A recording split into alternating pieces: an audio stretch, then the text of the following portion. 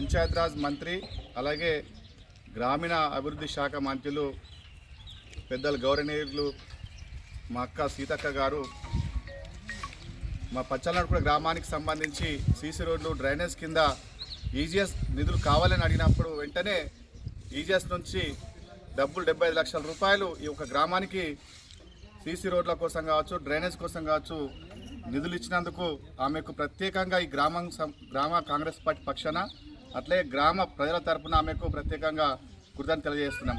అందులో ఈ నిధులకు సహకరించినటువంటి సునీల్ గారికి, ఎంటర్ కాంగ్రెస్ పార్టీ నాయకులందరికీ కూడా ప్రత్యేకంగా ధన్యవాదాలు చెప్తా ఉన్నాం.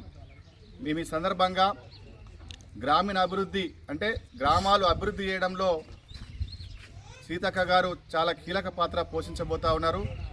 అన్ని తెలంగాణ వ్యాప్తంగా గ్రామాలు వెనుకబడి సీసీ రోడ్లు లేక, డ్రైనేజ్ లేక, సౌకర్యాలు లేక, అట్లాగే డబుల్ బెడ్రూమ్ ఇల్లు లేక అనేక రకాల ఇబ్బందులు పడుతున్న సమయంలో ఈ ప్రజాపాలన ద్వారా అంటే కాంగ్రెస్ పార్టీ ప్రజాపాలన ద్వారా గ్రామాల అభివృద్ధి కోసం గ్రామంలో ఏ అవసరాలున్నా వారి పక్షాన కాంగ్రెస్ పార్టీ కృషి చేస్తుంది.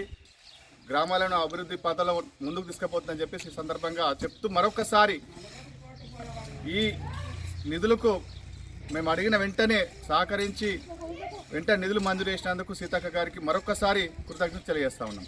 జై కాంగ్రెస్, జై సీతక్క. మాట్లాడండి.